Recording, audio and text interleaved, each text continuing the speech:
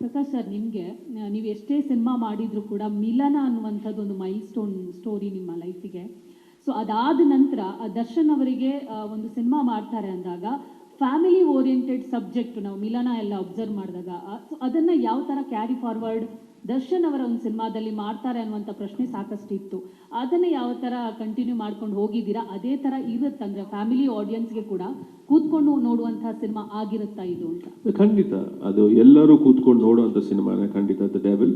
But approach ಬೇರೆ ಇದೆ. And ಎಲ್ಲರೂ ಹೇಳ್ತಾರೆ ಸರ್ ಮಿಲನ ಥರ ಸಿನಿಮಾ ಅಂತ. ನಾನು ಹೇಳ್ತೀನಿ ಓಕೆ ಮಿಲನನೇ ಇನ್ನೊಂದ್ಸಲ ನೋಡ್ಬಿಡಿ ಅಂತ. ಸೊ ಹಾಗೆ ಐ ಕಾಂಟ್ ರೆಪ್ಲಿಕೇಟ್ ಮಿಲನ, ಇಲ್ಲ ಮಿಲನ ಥರನೇ ಇನ್ನೊಂದು ಸಿನಿಮಾ ನಾನು ಮಾಡೋಕ್ಕಾಗಲ್ಲ. ನನಗೂ ಒಂದು ಚಾಲೆಂಜಸ್ ಬೇಕು, ನಾನು ಬೇರೆ ಏನಾದ್ರು ಟ್ರೈ ಮಾಡ್ತೀನಿ ಅನ್ನೋ ಒಂದು ಇದು ಬೇಕು. ಸೊ ಹಾಗಾಗಿ ತಾರಕ್ ನಾವು ಮಾಡಿದಾಗ ಆ್ಯಕ್ಚುಲಿ ದರ್ಶನ್ ಇಲ್ಲ ನಾವು ಫ್ಯಾಮಿಲಿ ಸಿನಿಮಾನೇ ಮಾಡಬೇಕು ಫಸ್ಟ್ ಅಂತ. ಯಾಕಂದರೆ ತಾರಕ್ ನಾವು ಮಾಡಬೇಕು ನಾನು ಹೇಳಿದೆ, ಇಲ್ಲ ನಾನು ಬೇರೆ ಏನೋ ಮಾಡಬೇಕು ಅಂತ ಅನ್ಕೊಂಡು ಇಲ್ಲ ತಾರಕ್ಕೆ ಮಾಡೋಣ ಅಂತ. ಸೊ ಹಾಗಾಗಿ ತಾರಕ್ ಆಗಿದ್ದು. ಸೊ ನಾವು ನೆಕ್ಸ್ಟ್ ದ ಡೆವಿಲ್ ಮಾಡ್ಬೇಕಾದ್ರೆ ನಾನು ಹೇಳಿದೆ, ನೀನು ಅನ್ಕೊಂಡು ಹಾಗೆ ಒಂದು ಸಿನಿಮಾ ಆಯ್ತಲ್ಲ, ಈಗ ನಾನು ದರ್ಶನ ಹೇಗೆ ನೋಡಬೇಕು ಅಂತ ಅನ್ಕೊಂಡಿದ್ದು ಹಾಗೊಂದು ಸಿನಿಮಾ ಮಾಡಬೇಕು ಅಂತ ಈ ಥ್ರೆಡ್ನ ನಾನು ಅವ್ರಿಗೆ ಹೇಳಿದ್ದು. ಸೊ ಡೆಫಿನೆಟ್ಲಿ ಆ ಒಂದು ಜರ್ನಿಗೂ ಇದಕ್ಕೂ ಸಂಬಂಧನೇ ಇಲ್ಲ. And having said that, it is definitely something the entire family can sit and watch.